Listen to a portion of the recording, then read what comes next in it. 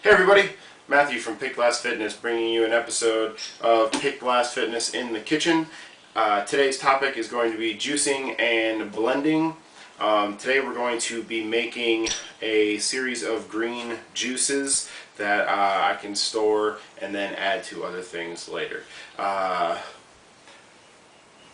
There's a lot of people are split between juicing and blending, and some people like both. Some people only like one. I personally like both of them for different reasons. First of all, what is juicing and what is blending?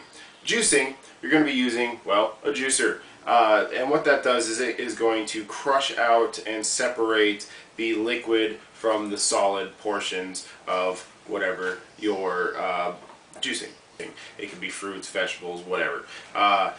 It is a very, very efficient way to make a massive amount of solids into a super nutrient dense explosion drink that just has tons of nutrients, super nutrient dense. Blending is going to be similar, but you're leaving the solids in with the liquids, and the end result is going to be an overall higher volume, and per ounce you're going to probably be getting slightly less vitamins and nutrients than you were if you were juicing. Both of them have their places, absolutely. What I am going to be doing today is my overall preference. What I like to do is I like to juice my greens and stuff that I don't really like the texture of when I do make a smoothie. And one of the reasons why, one of the big things about, we have a little caterpillar friend. Look at him. He survived the cleaning process. I'm going to toss him real quick. Okay. Where was I? One of the cool things about juicing some of your greens and stuff like that is if you have the right juicer, you can store them and keep them for a day or two, so you can kind of add it to a couple of different shakes and stuff like that to make it so that you're getting a little bit more nutrients in with your smoothie. Because one of the things that people do when they blend fruit and they make smoothies and stuff like that is they have a tendency to make them super high calorie, particularly if you're adding milks or yogurts or any of that kind of stuff. Personally, I don't add any milks or yogurts or anything like that, but they still end up pretty high calorie, because we're talking when I'm blending stuff and I'm making smoothies, I'm putting 8 to 10 bananas in there, a couple of mangoes, you know, just a bunch of stuff. And that's fine, because the way that my diet is set up, it's 80% carbs. So I'm fine with that. If you're trying to do a balanced diet with you know, meat proteins and animal proteins and stuff like that, if you're doing that and some carbs, you're gonna have to try to balance it out a little bit more. Personally, with the way that my diet works, is I can pretty much just slam carbs all day. I eat tons of fruit and all that. But we'll save that for another video. Today, what we're going to do is we're going to juice some of this kale, fresh from the garden, some of this Swiss chard, fresh from the garden, and just for fun, I'm going to throw a couple of cucumbers in there, also from the garden. It's first year gardening too. We'll maybe make a video about that at some point. I don't know, it's kind of late in the season. But anyways, gonna put that in there just for a little extra. And then juice a, this is a little block of ginger. This is fresh ginger. I just already cut off the skin of it. And we're gonna add that in there just for a little bit of kick towards the end. And this is just a base. What I'm gonna do then is I'm gonna put it into some bottles and store it in the refrigerator to add to my smoothies later. If you're doing stuff like this and you got your greens and all that, you're not going to need multivitamins or anything. This stuff has leafy greens, so good for you. Problem with these is pretty much the darker the leaf, the more bitter and difficult it is for me to eat it. because it's bitter. But really great as far as nutrition, as far as powerful nutrient punch.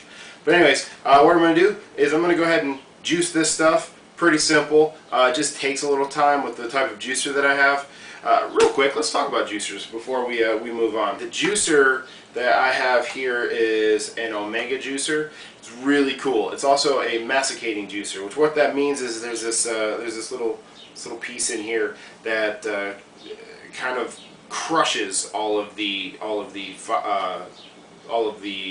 ingredients that you put in there, and as it crushes it, juice comes out here, solids come out here.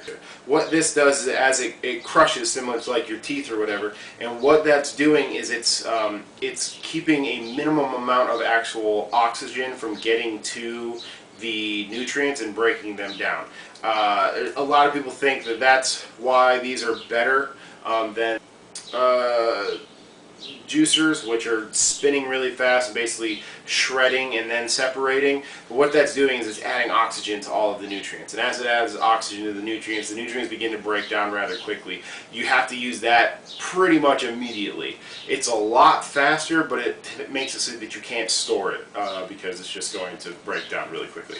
But I'm going to juice a little bit of this. I'm not separating any of this. This is just going to be a straight up just super green juice. And yeah, it's going to get a little bit louder.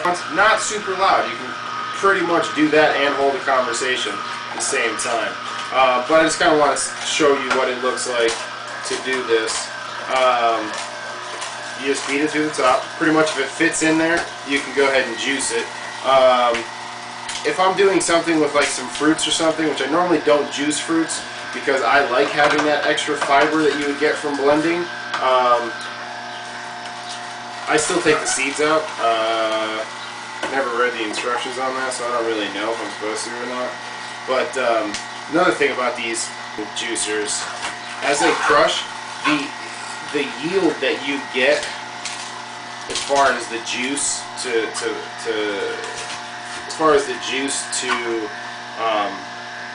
solid is unbelievable. With the type that spin and shred, I found that I had to then take it, put it into like some type of like painter's cloth or cheesecloth and wring it out, and I could still probably get like another cup of that. But this, you can see, it's like it's dry. It's really good. All right, so we're back. Just juiced like probably three of these bowls sized worth of various ingredients. We did the Swiss chard, we did the kale, and then I did just a bunch of like salad mix type stuff. Just because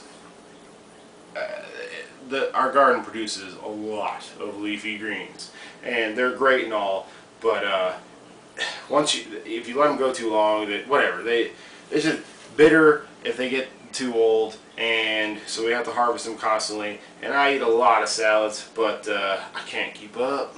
But anyways, so we got a jar, we've got a funnel. As you can see, I've already done a lot of them. I've already put a lot of it in here. Probably gonna need another one. You know what? Let's just do that. And then now you guys can watch me make a huge mess.